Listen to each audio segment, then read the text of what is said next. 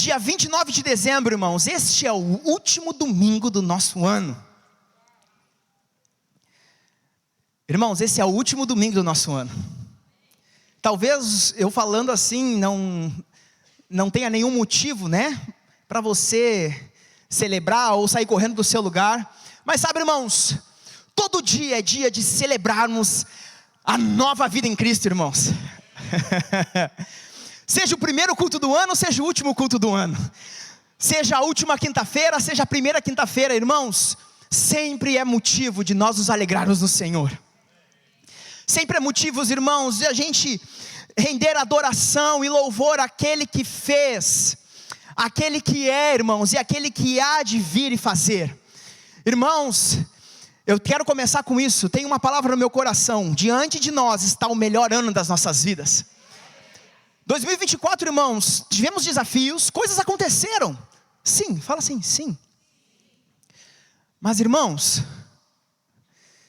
eu tenho muito mais motivos para celebrar o que o Senhor fez em 2024 do que as coisas que o diabo tentou fazer. Você concorda comigo? Você testifica disso? Irmãos, o fato de você estar aqui hoje nessa reunião, congregando, cheio de vida, respirando por você mesmo, andando com as suas duas pernas, é motivo de gratidão e alegria. É motivo de você já se levantar e se alegrar, meu irmão. Obrigado, Senhor, porque você me deu vida, você me deu o fôlego. Aleluia. Irmãos, o que falar do próximo ano? Será o melhor ano das nossas vidas. Talvez a gente não tenha ido lá ainda naturalmente, porque é impossível, mas o Senhor já foi. E sabe o que Ele disse? Vem, filho, está tudo bem. Vem, filho, o ano está extraordinário. Tem coisas que eu preparei para você que você não imagina naturalmente. Coisas que você sonhou estão prontas te esperando. Ah, meu Deus, algumas coisas que você tem projetado, algumas coisas que por anos você tem idealizado, algumas coisas que estão na sua geladeira já fazem muito tempo. 2025 é o ano, filho. Pega aí, é para você, é para você. Irmãos, nós somos uma igreja da fé. Se nós não nos alegrarmos com aquilo que a gente ainda não enxerga, irmãos, eu não sei mais o que a gente faz. A fé, ela acessa no reino do Espírito aquilo que já é uma realidade lá, irmãos, como se fosse hoje. Então eu te convido, comece a se alegrar. Comece a se alegrar, irmãos, comece a se alegrar. Hoje a ministração, ela vai concluir então o plano perfeito, essa série poderosa que nós desenvolvemos ao longo de dezembro, né, ministrações ungidas, ensinamentos de sabedoria aos nossos corações. Então a ideia é que nós fazermos esse desfecho, mas também já darmos o pontapé inicial para aquilo que será tratado em 2025. Um ano onde o Senhor falará conosco através de uma nota que chegou ao coração do nosso pastor, da Sinara. E irmãos, eu creio que você vai sair daqui edificado. Você já está sendo edificado, amém? Mas eu creio que com essa palavra você também receberá um pouco mais a porção do Senhor, amém, irmãos? E aí, eu quero chamar essa construção que eu fiz, por favor, Vitor. Eu coloquei, irmãos, de uma forma mais didática, alguns eventos que aconteceram nesse período do plano perfeito, desde o Éden até aonde queremos chegar, lá em Mateus no capítulo 28. Nós passamos por esses pontos aqui durante o mês de dezembro, e eu quero rapidamente aqui retomar algumas bases com vocês, porque, irmãos, fé vem pelo ouvir, e ouvir a palavra, irmãos. Nunca é repetição se tratando da palavra. É sempre vida, irmãos. Então daqui a pouco você olha para algum versículo, você olha para alguns desses acontecimentos e você pode pensar, mas eu já sei. Eu também já sei.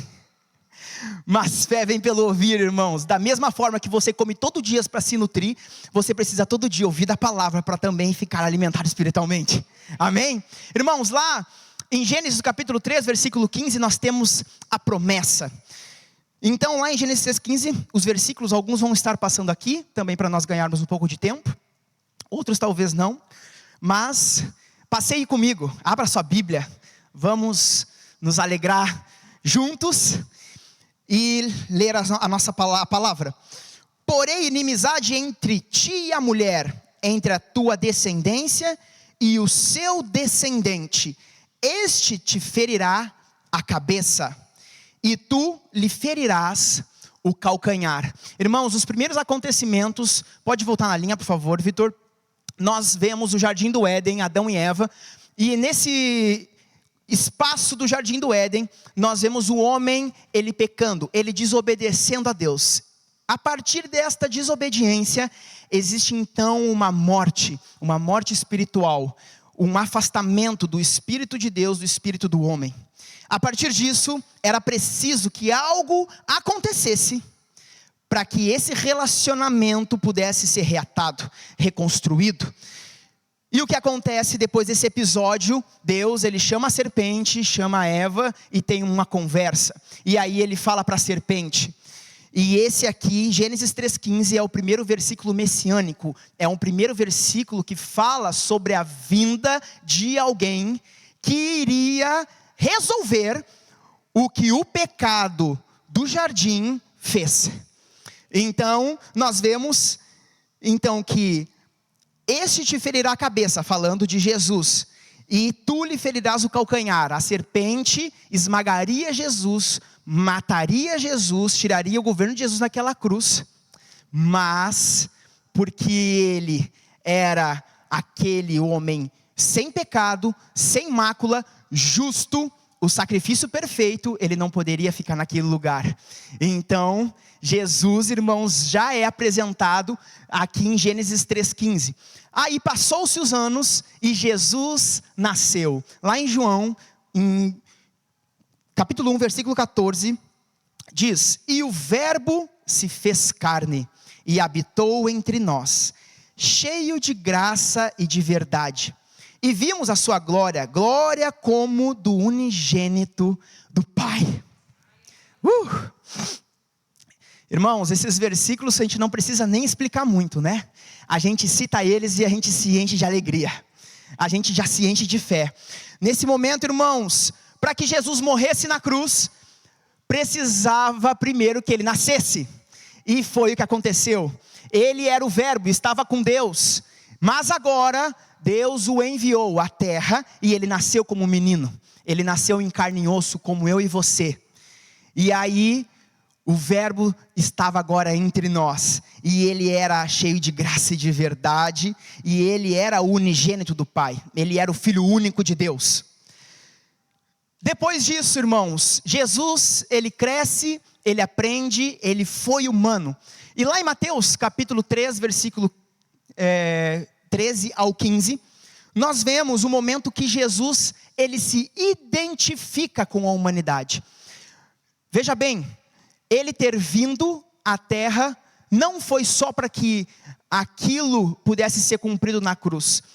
Ele vir à terra, ele crescer, ele se formar, ele aprender, ele estar sujeito a tudo aquilo que a gente também está sujeito nessa terra, irmãos, nos mostra que ele se identificou com a minha e a sua realidade. Diz assim: Jesus foi da Galileia ao Rio Jordão para que João batizasse. João, porém, tentou impedi-lo. Eu é que preciso ser batizado pelo Senhor, disse ele. Então, por que vem a mim? Agora o versículo 15, Jesus respondeu: é necessário que seja assim, pois devemos fazer tudo o que Deus requer. E João concordou em batizá-lo. Mas o que isso significa, tem a ver com a identificação, pastor João? Irmãos, João Batista, ele batizava para arrependimento de pecados. Jesus teve pecado, irmãos? Não, Jesus nunca pecou, porque ele era perfeito. Porém, ele aqui então se identifica com a nossa realidade pecaminosa e fala: eu preciso ser batizado. Nesse momento, então, ele é batizado por João. Irmãos, eu trouxe esse ponto, eu quero ressaltar algo aqui. Eu falo com alguém aqui. O Espírito Santo me me disse que alguém precisaria ouvir isso nessa noite. Talvez você esteja passando por alguma situação ou algo que você questiona até mesmo Deus. Ah, Deus, você não está vendo o que eu estou passando? Ah, Deus, será que você não entende? Ah, Deus, será que você não vê a minha angústia, o meu choro, as noites que eu não consigo dormir? Meu irmão, Jesus se identificou com a sua causa. Ele passou por todas as coisas que você passa. E Ele sabe exatamente o que você está vivendo e passando.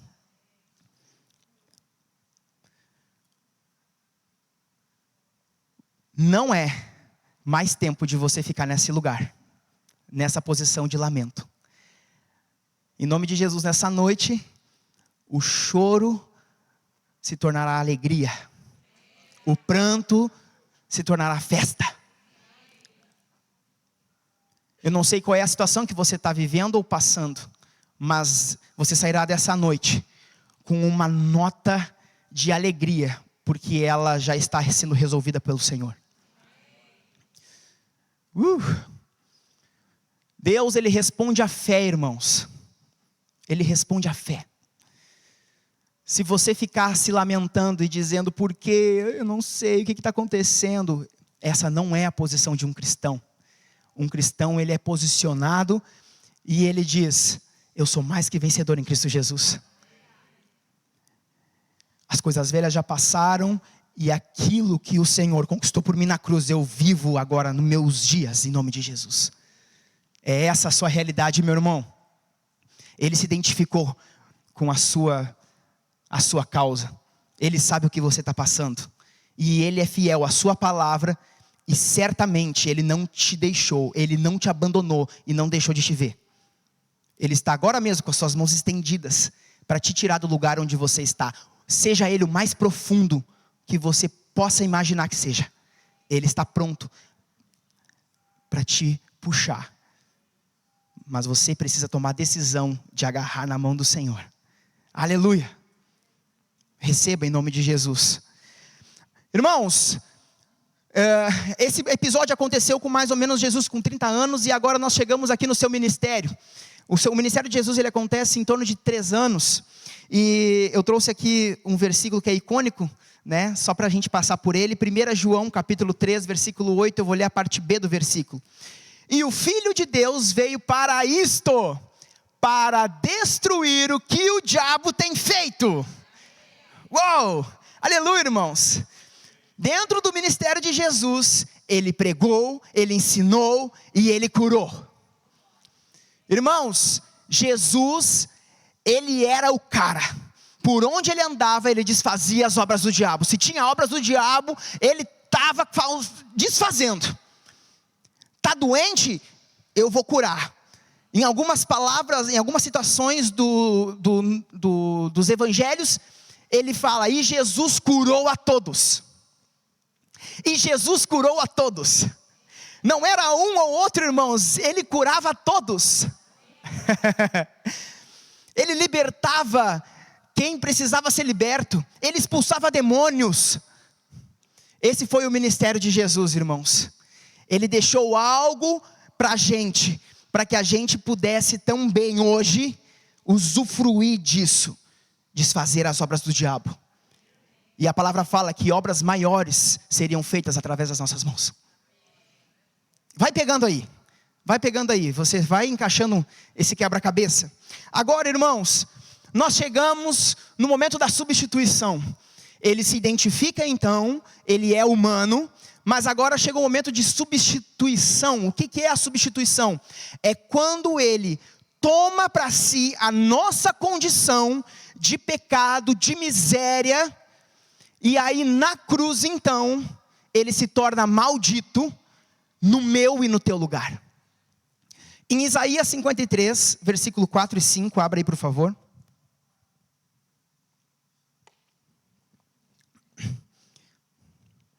Abra aí, até que eu encho aqui. Rimou, né? Abra aí até que eu encho aqui. Diz assim, certamente Ele tomou sobre si Certamente ele fez o que, irmãos?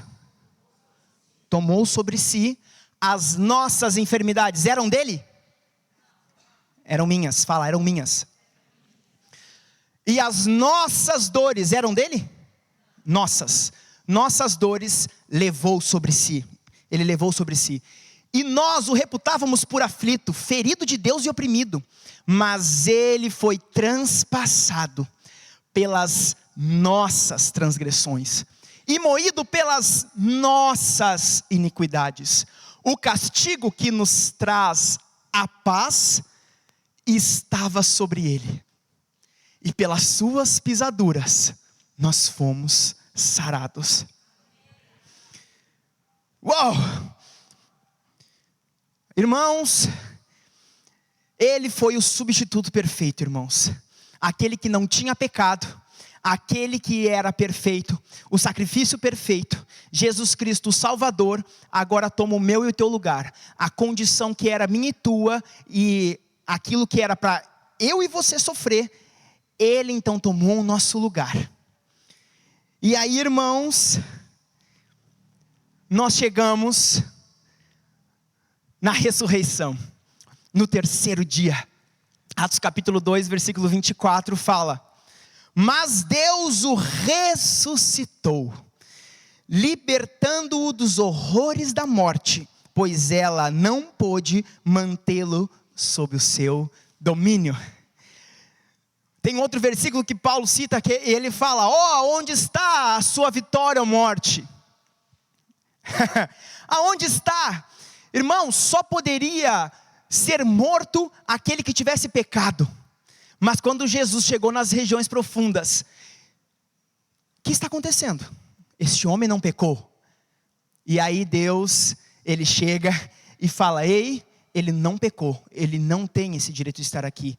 Irmãos, o ato de justiça de Jesus então, ele é ressuscitado, Deus coloca ele nas regiões celestiais à sua destra, e juntamente com ele nós também somos ressuscitados, irmãos.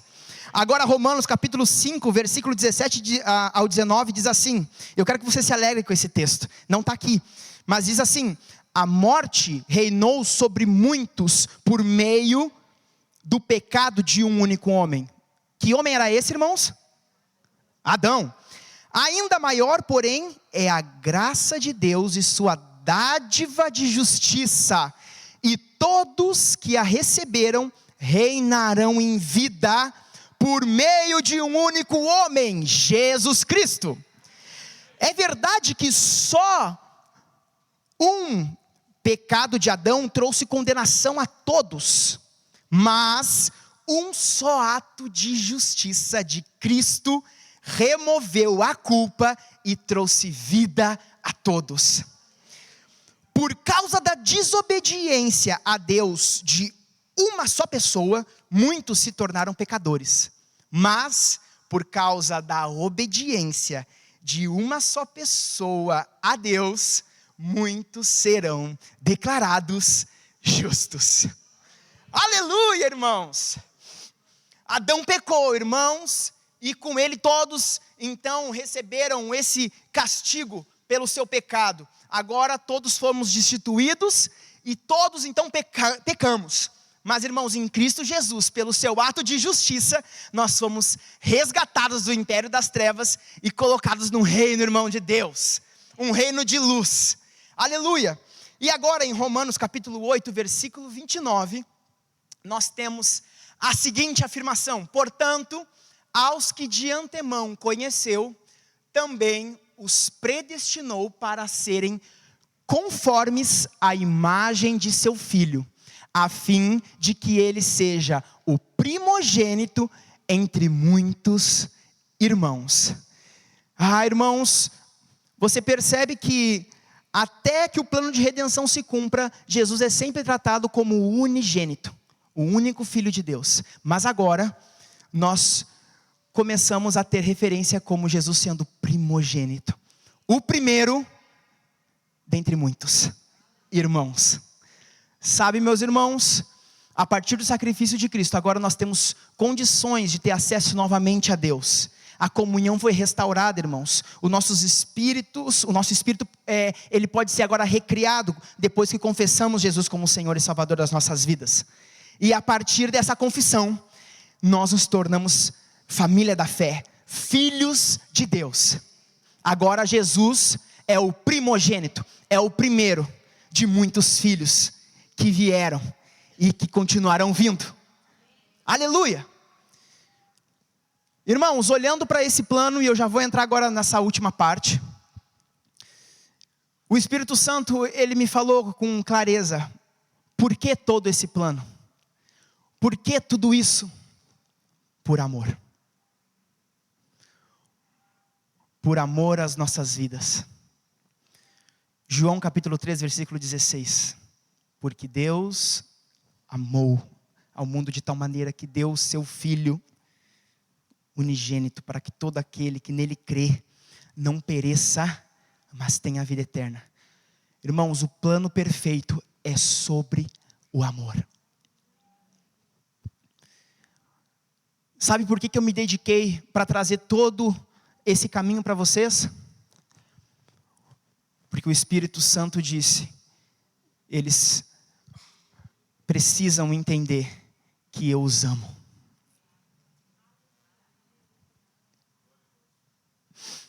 Deus nos ama, irmãos, profundamente.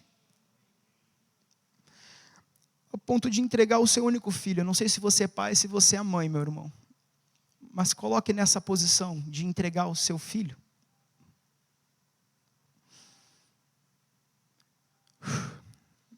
É algo pesado. Mas Deus fez, irmãos. Ele entregou o seu único filho por amor. Porque nós, como criaturas do Criador, fomos criados para o relacionamento com o nosso Deus. E o momento que o relacionamento ele foi perdido no jardim, irmãos, precisava que um plano fosse traçado para que isso fosse restaurado. Hoje, por causa do plano perfeito, eu e você podemos ter novamente comunhão e intimidade com o nosso Deus. Talvez você não tenha consciência do que é isso, mas comunhão com Deus é tudo. É tudo que nós precisamos para as nossas vidas. Cantamos aqui a última música, que a presença dEle é tudo que nós precisamos. Às vezes a gente canta e isso sai da boca para fora, sem a consciência do que realmente estamos cantando. Irmãos, chegou a hora que a consciência chegou. Um relacionamento com Deus é tudo que você precisa para a solução de coisas na sua vida. Você não precisa de dinheiro. Você não precisa de mais um carro. Você não precisa de uma viagem internacional. Você não precisa de um emprego ganhando sei lá quantos dígitos. Tudo isso é lícito. E tudo isso é muito bom de ser usufruído. Mas o que a gente realmente precisa, irmãos, é da presença. É do relacionamento. É da comunhão. Porque é nesse lugar, irmãos, que a gente descobre o que o Senhor deseja para a minha vida e para a tua vida. As pessoas no mundo estão procurando tantas coisas. Tantas coisas. Elas estão nesse final de ano, não sei se você já percebeu, mas até agora o Natal parece um caos. O trânsito, as empresas e produtividade, produção, procurando algo corruptível. Quando as respostas elas chegam, irmãos, quando nós estamos na presença. Foi por amor. O plano perfeito foi por amor, para que o relacionamento fosse restabelecido e você pudesse usufruir da vida agora dentro de você. Só que, irmãos, a vida ela não é só para você usufruir. Sim, você usufrui porque a palavra fala que agora nós reinaremos em vida. E o Senhor deseja que você viva o melhor dessa terra, que você prospere, você viva uma vida de prosperidade, que você vá de um ponto ao outro em plenitude, sem instabilidade, sem inconstâncias. Essa é a vontade de Deus. Ele tem prazer na prosperidade dos seus filhos. Amém, irmãos? Mas, irmãos, não é só isso. Porque se fosse só isso, irmãos, era uma vida egoísta, medíocre. Uma vida de parasita, onde só recebe algo e não libera nada. Não é generoso de nenhuma forma. E aí, irmãos, é onde nós entramos naquilo que o Senhor tem nos inspirado como igreja para 2025. Um ano onde nós, com profundidade, irmãos, e devoção, entraremos, obedecendo aquilo que Jesus deixou como uma ordenança em um dos seus últimos momentos junto com os discípulos. Vamos ler? Lá em Mateus, capítulo 28, versículo 18 ao 20.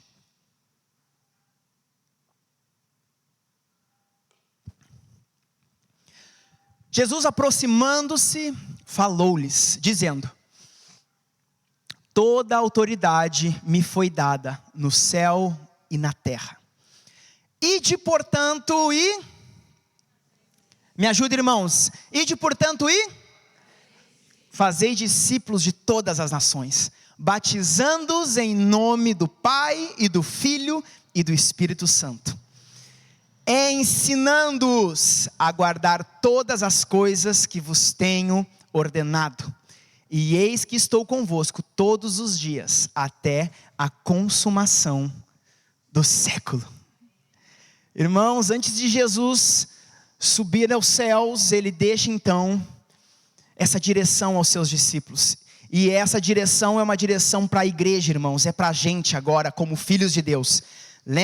Vocês lembram do que nós lemos? Agora Jesus é o primogênito, nós somos também filhos de Deus. E agora, como filho de Deus, nós obedecemos o que o nosso Deus nos dá como direções. Amém, irmãos? Glória a Deus.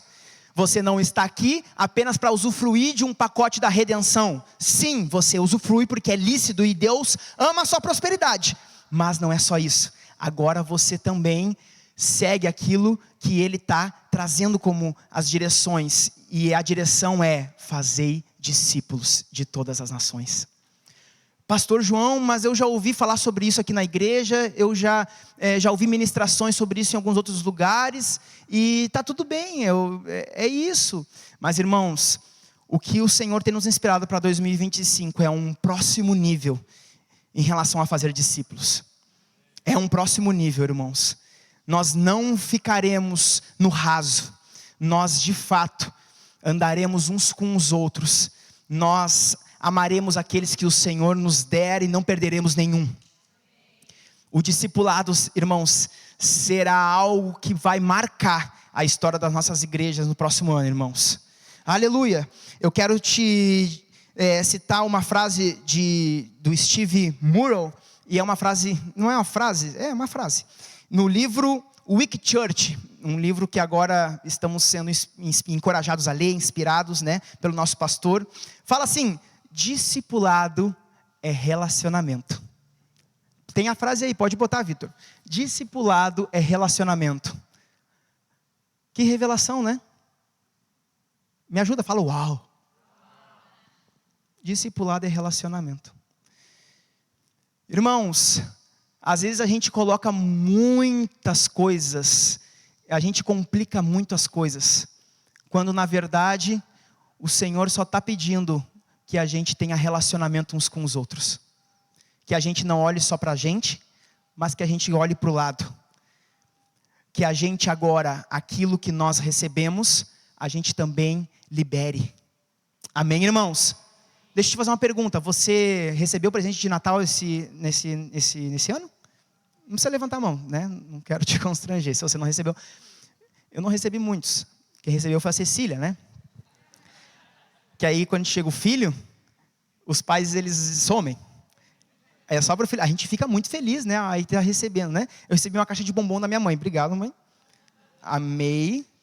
e comi todos, foi bom demais. Não sei se ela está vendo o culto, está lá em São Paulo. Mas a Cecília ganhou lá um negócio de música gigante, não sei o quê, e eu só, como é que eu vou voltar com isso na mala, né? Não tem nem espaço. Irmãos, quando nós recebemos um presente, qual é a nossa reação? Qual é a nossa reação quando a gente recebe um presente? Pensa aí. Como é que você, nesse Natal, se você recebeu algum presente, alguma coisa que você estava com expectativa de receber, como é que você ficou? A Cecília, eu não sei quem ela puxou, mas ela é muito expressiva. Então, quando ela abria o presente que ela recebia, ela bota as mãos na boca. E aí eu já vou junto, né? Ai, filha, que lindo! E aí ela... E já começa a gritar, e já começa a andar para lá e para cá, e já quer pegar o brinquedo e sair brincando. Ela não fala, mas por dentro ela está querendo expressar a felicidade que ela está tendo de receber aquele presente, e usufruir agora daquele presente. E irmãos, quando nós recebemos algo que a gente deseja muito, né, e talvez um presente às vezes chega num momento inusitado, quando você não está esperando o presente, e você fica mais animado ainda. Olha o que eu recebi. Você vai e você liga para a pessoa que está mais próximo de você. Olha só, não sabe, recebi aquilo que estava esperando. Nossa, olha isso, agora sim vai fazer toda a diferença na minha vida. Você quer compartilhar. Sabe, irmãos, muitas vezes nós como cristãos, nós perdemos a expectativa do evangelho. Parece ser forte de dizer isso, né? Mas irmãos, muitas vezes a gente perde a expectativa do evangelho, porque nós recebemos, através de Jesus Cristo e o seu sacrifício perfeito, algo tão poderoso, que é a salvação, que é a vida eterna, e agora a gente se acomoda e não anuncia mais aquilo que mudou as nossas vidas um dia. O que está acontecendo? Será que o problema está em Deus? Ou está em nós, que estamos deixando de compreender algumas coisas? Irmãos, sermos cristãos maduros, não é a gente só vir aos cultos, congregar e fazer todos os cheques, né, da igreja, participar de eventos. Não, irmãos. Um cristão maduro é aquele que está sempre com uma expectativa elevada sobre a salvação que recebeu em Cristo Jesus, no sentido de anunciá-la a outras pessoas. A vontade de Deus é que todo homem seja salvo, e que todo esse que está salvo agora chegue ao pleno conhecimento da verdade, amém? Sim? Amém? A palavra fala isso, essa é a vontade de Deus.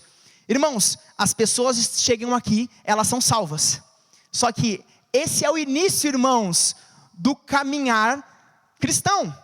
Esse é o início, a salvação é o início de tantas coisas que aquela pessoa pode usufruir.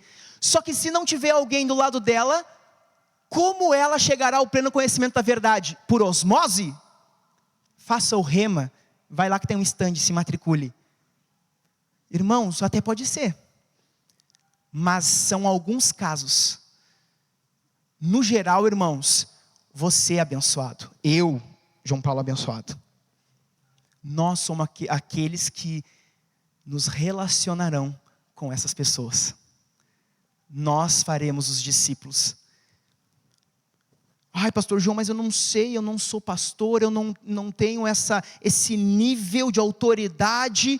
E agora, deixa eu te ler aqui um versículo, Mateus capítulo 4, 18 e 20. Como é que Jesus discipulou os seus discípulos?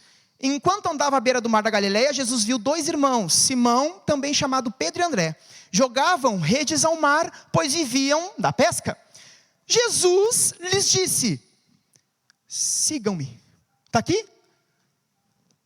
Sigam-me, e eu farei de vocês pescadores de gente.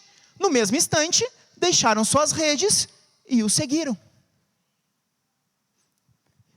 Irmãos, fazer discípulos é mais simples do que a gente coloca como empecilhos. É nós chamarmos: ei, vem comigo, siga-me. Irmãos, talvez a gente vá, ao longo de 2025, aprender algumas coisas, vivenciar outras, né? A gente está todo mundo junto nesse tempo. Mas, sabe, irmãos, deixa eu te dar uma forma prática. Nos momentos que a gente está aqui na igreja organizando as coisas, né? Esses eventos que a gente tem, é uma oportunidade ímpar. Eu estou falando isso porque depois do culto a gente vai organizar a igreja para o ano novo, né? Então eu vou ajudar aqui, né, nossa galera, né? Irmãos, quando a gente está arrumando as coisas, é um baita momento para chamar para perto, para dizer, vamos andar junto? Eu agora na formatura do Rema, lá organizando as coisas, troquei um papo top com o Thiago, né, Thiagão? Mano, que coisa linda. Eu ouvi a história dele, a vida dele, algumas percepções, foi muito edificante. Esses tempos eu estava arrumando um almoxerifado aqui com o Márcio. Márcio está aí? Está lá em cima. O Márcio da Jéssica, o Márcio Prudêncio. E a gente suando que nem cavalo. Porque aquele almoxerifado aqui, o Santo dos Santos, no verão, irmãos, a telha de zinco bate na testa, sabe? E a gente começa a suar, derreter. E aí ali, irmãos, a gente nem viu o calor, mas a gente começou a trocar uma ideia, vida começou a ser compartilhada. Chegou no momento, irmãos, que a gente não estava mais arrumando depósito, a gente estava só parado, conversando um com o outro, derretendo. Sério que Deus fez isso? Nossa, eu já estava assim, ó, glória. Eu saí daquele depósito derretido, desidratado, mas com a minha fé alimentada, irmãos. Fazer discípulos, irmãos, não é um momento formal num gabinete, numa cadeira almofadada, com um suco de laranja espremida de 30 laranjas do Zafari. Irmãos, fazer discípulos é ao transcorrer da caminhada. Venha, siga-me. Em 2025, irmãos, esse vai ser o chamado que nós anunciaremos para as pessoas. Ei, siga-me, venha. E ao mesmo tempo você também receberá esse chamado. Siga-me, venha. Será glorioso, irmãos. Será glorioso. Junto, irmãos, com esse chamamento para fazer discípulos, nós também, irmãos, viveremos uma adoração, irmãos, como nós não experimentamos ainda como igreja. E aí eu quero deixar essa frase para a gente já encerrar, porque ela vai fazer todo o sentido para o que você e eu e nós como igreja viveremos. Nossa devoção a Deus é resultado de uma vida de consagração. É nesse lugar que somos completos e satisfeitos ao obedecer suas direções. Sabe, irmãos, pode deixar a frase aí, Vitor. Muitas vezes as coisas ficam pesadas, o negócio fica difícil, parece que não dá, parece que eu estou servindo, mas eu não estou ali, o meu coração não está completo, não está inteiro. Irmãos, deixa eu te dizer, você vai ser satisfeito e completo no Senhor, quando você tiver com a sua vida de consagração em dia. Porque a consagração fala de relacionamento. Relacionamento fala de presença. Nós nos conectarmos, estarmos diante da presença de Deus. E com isso, essa consciência e isso alimentado em dia, irmãos, nós então compreendemos essa vida de devoção. Uma vida de devoção é uma vida de entrega. É uma vida onde o Senhor é o centro da minha vida. Jesus é tudo que eu tenho, é tudo que eu preciso. Ele é o meu início, Ele é o meu fim, Ele é um meio. Jesus é aquele que me traz as direções. Isso é uma vida de devoção, irmãos. O meu corpo, a minha alma e o meu espírito, os meus relacionamentos entregues a Ele. O meu chamado e o meu propósito entregues a Ele. Senhor, faças como Tu queres, não como eu quero. Essa é uma vida de devoção. Só que muitas pessoas estão fazendo essa oração sem estar em dia com a sua vida de consagração. Não vai dar certo, irmãos. Sempre vai soar com peso e angústia. Mas experimente acessar primeiro a presença. Experimente primeiro se relacionar com Deus de uma forma íntima e genuína, sem se importar com o que você pode ter dele. mas com aquilo que Ele já é para você. E aí assim, você encontrará um lugar de preservação, de suficiência, um lugar de alegria, bonança e paz. Aí, usufruindo, irmãos, e fazendo aquilo que Ele pediu que a gente faça, discípulos. Se você deixar para seguir somente o que uma pessoa está falando, vai ser pesado. Mas se você parar e ouvir o que Deus está falando, através da sua devoção a Ele, aí, irmãos, vai ser leve. E você, durante esse processo, prosperará no Senhor. Porque enquanto a gente faz, enquanto a gente cuida das coisas dEle, Ele cuida das nossas. Aleluia. Pode colocar de pé, por favor? Pastor Thales, pode me ajudar? Ministério de Música, vamos cantar de novo a Tua Presença? Eu acho que faz sentido com esse final.